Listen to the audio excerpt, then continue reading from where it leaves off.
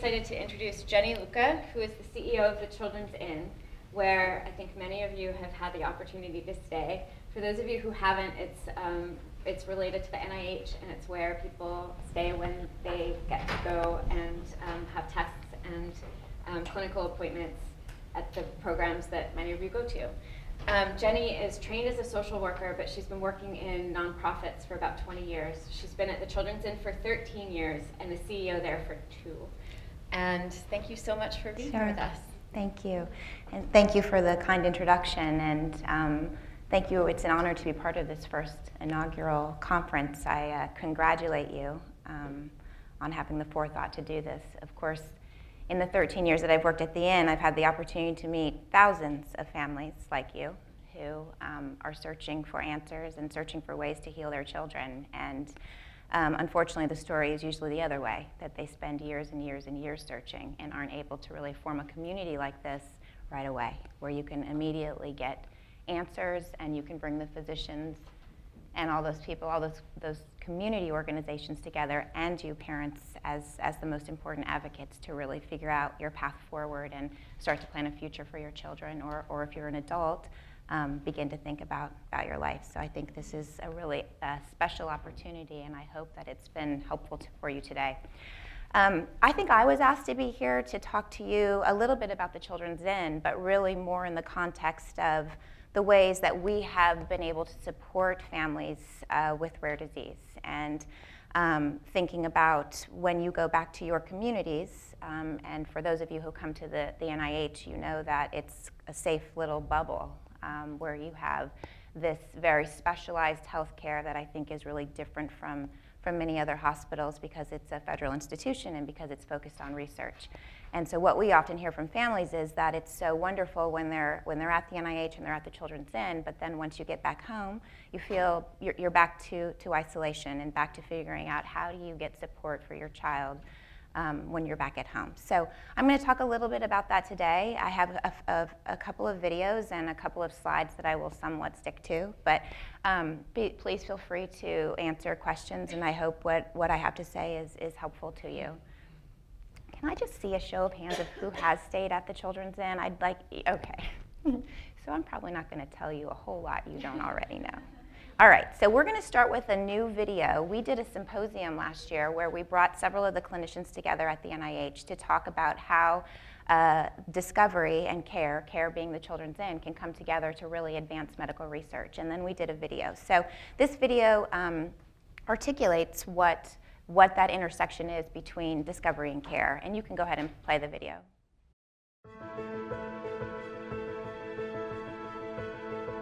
The Children's Inn and the National Institutes of Health, partners in hope and discovery. Significant breakthroughs, advances in treatments, all made possible due to the sick yet courageous children who come with their families seeking answers to their health challenges. The NIH Clinical Center cares for a child's medical needs. The Inn tends to a child's heart, soul, spirit, and family. Partners in the Cure, a defining direction for a shared mission of hope. It is this partnership that has created a unique path to better understanding complex medical problems, mutually sharing high hopes for a future where no family has to endure the heartbreak of a seriously ill child. Courageous pioneers are exactly what the world-renowned National Institutes of Health medical researchers and doctors think about these brave young children. It is for this reason the NIH is often referred to as the National Institutes of Hope. The medical milestones that have been realized are tangible, a game changer in the fight against disease. Breakthrough research findings have them realigning how they think, look at, and use our immune system. Additional immunotherapies are highly anticipated. As technology advances, so does their ability to understand a puzzling disorder and sequence all the letters of an individual's genome. This momentous discovery has redirected the GPS for genome mapping. In addition, NIH scientists are now repurposing drugs used for other diseases, creating new pathways that allow adults to benefit from the study of childhood diseases. These are but a few reasons children and their families come from across the country and around the globe, staying free of charge at the Inn. Participating in clinical trials can be very challenging. The Children's Inn bridges that gap. Located on the NIH campus, the Inn heavily relies on private donations to sustain its services. From comfortable rooms and spacious kitchens to recreational and therapeutic activities, the Inn takes care of the little things so families can stay focused on the big ones.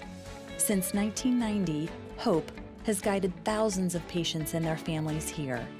Staying at the Children's Inn brings community, a sharing of similar experiences, finding acceptance and joy in one another. The Children's Inn is a place like home. The National Institutes of Health and the Children's Inn, partners in hope and discovery. So that's just a little a little overview of what we do at the Children's Inn and how our work intersects with the NIH. So many of you have already stayed at the Inn. You know what our purpose is. It's our core mission is lodging and family support, so that families can enroll in clinical trials at the NIH. And of course, those clinical trials lead to new answers for children all around the world. So really, all of you who are in this room are, of course, hoping for answers for your own child, but you're certainly creating a new story for the next child and other families all over the world. As you know, 80% of rare diseases are genetic in origin and half affect children. So most of the families that come to the Children's Inn are impacted by rare disease. And as I mentioned to you before, I think the true magic of the Children's Inn, though, and what I think this conference does as well, is having an opportunity for families like you to come together and meet other people who understand the journey that you're on, so that you can share information and share stories, and together be a group, one voice, and advocate for each other.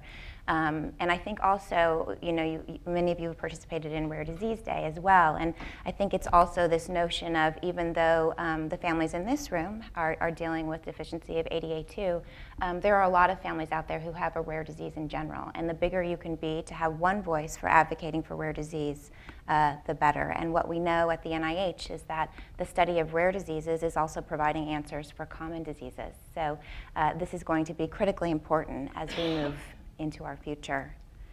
At the Inn, what we try to focus on is ensuring that the children can also have a typical normal childhood. So when they come to the Inn, other kids aren't asking them about how they're behaving or how they look or how they feel.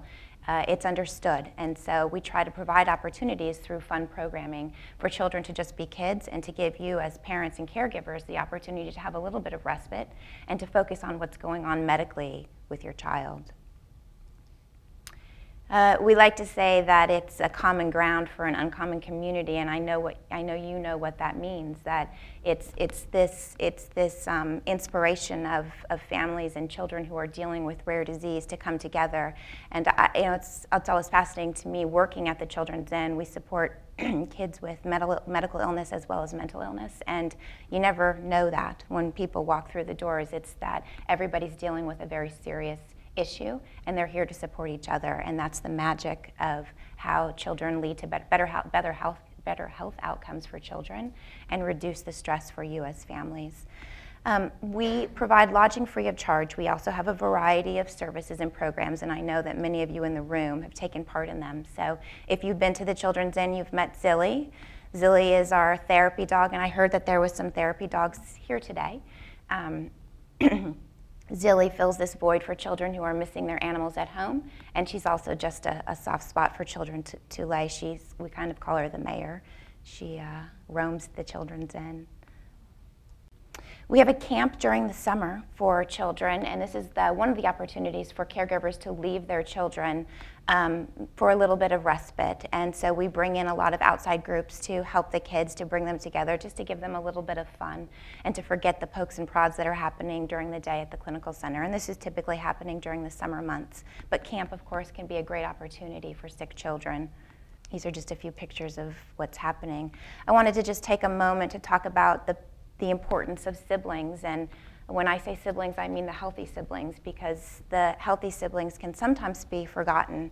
Their childhood is greatly impacted, as well as every single person in this room knows. And so we at the Children's Inn try to go above and beyond for the siblings as well. So anything we're doing for the patients, we're also doing for siblings. And then this picture is actually from this summer. We have an annual siblings day where the siblings go across the street to the clinical center, and they're taken through all the spaces that their sick sibling is going through, so MRI machines and places like that. And then we give them a little certificate at the end of the day and call them super sibs. But I can't say enough about the power of remembering a sibling, and when they look back on their childhood, making sure that that they felt that support as well, which I think can be really difficult sometimes.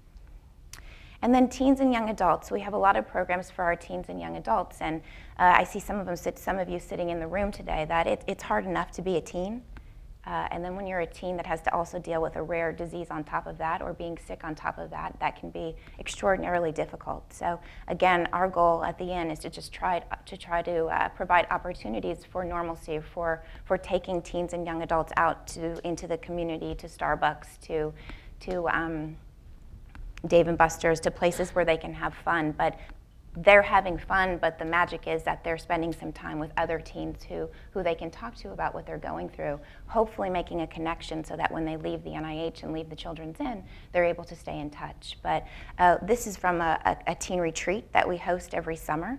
And it's quite amazing to watch the teens support each other. It's a day full of fun, but there's also, in the evening, an opportunity, a very intimate opportunity for them to really sit and share what they're going through. And it's quite inspirational to hear what teens, how teens feel. And I always feel that the kids at the inn who have been impacted by rare disease or serious disease are quite inspirational and courageous and far more mature than their peers. These are just more teen retreat. And this is just, again, it's this notion of trying to provide opportunities that a child can participate in, that they might not have opportunities to do at home because of the busyness of everyday life, because it might not be safe enough for the child depending on what they're going through. We try to make sure that they're able to participate in everything when they're at the Children's Inn.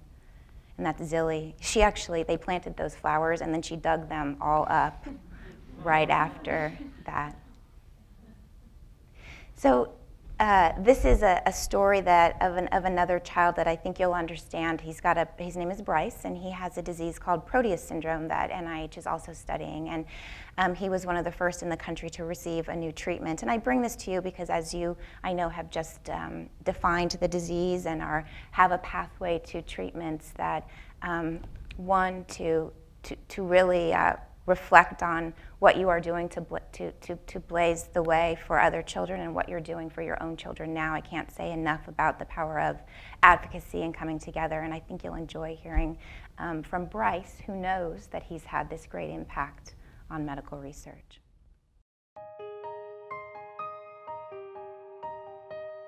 Hi, my name is Bryce Laurie. I'm from Clark Summit, Pennsylvania, and I'm 13 years old. When Bryce was about 2 years old, an interesting situation. I was on the floor for some reason while I was brushing his teeth, and I noticed one of his feet, he was on his tiptoe. And I thought, boy, that's strange, and sort of laid him down and noticed that he had a significant difference from one leg to the other. So we ended up being referred to a pediatric geneticist at Children's Hospital in Philadelphia, and saw a terrific gentleman there who did a thorough overview of Bryce. And Bryce seemed to fit all the symptoms of Proteus. And we came here for a full analysis when he was 5, so that's 8 years ago. Do you remember what the name of the tissue is called? CCTN? Right, which stands for cerebriform connective tissue nevi, which basically the way that his skin transforms, it actually looks like the tissue of a brain. Bryce has really been on a a really neat pathway with this syndrome because he was one of the participants that actually helped identify the gene mutation. I'm the first kid patient on RQL92 drug to slow down the growth of Proteus syndrome. There are 4 patients. I'm the 4th patient, so there are 3 before me, but I'm the first kid to ever do that. It's pretty cool being like the first kid ever to do this in the world. You know, the inn, I think, has always been a place where we can kind of breathe a sigh of relief. You know, they do so much to try to make us comfortable, home-like. Yeah, everyone engages and really tries to communicate, make you feel welcomed, address needs and issues that you may have. The inn is so nice. They have everything that I like to do here and sporting activities. People with disabilities like I do makes me feel more comfortable and seeing everyone, so I think it'd be not as good coming here if the inn wasn't here.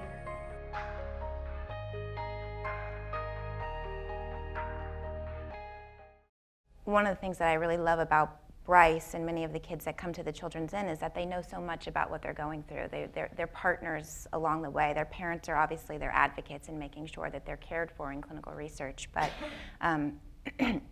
but they're part of the journey as well. And I think that that's part of what we also do with our teens and young adults is begin to teach them how to care and advocate for their own health, especially if the health issues are going to be lifelong. So I have a couple of questions before we go to the rest of the families. The first thing I was wondering about was when you send people home, what do you hope most that they have in their communities at home? Yeah, I think it's, I hope it's that they have support, that they have the same opportunities as caregivers to have a little bit of respite. I think it's really, really hard. Your brain is taxed every day thinking about the future of your child, and that you must have those opportunities for respite. And then obviously I think the most difficult part of going home is navigating the healthcare system. And you know, you don't do that at the NIH. You don't deal with insurance. So I know that is one of the biggest stressors is going home and making sure that you have the same quality of care and that you have someone helping you to navigate that system.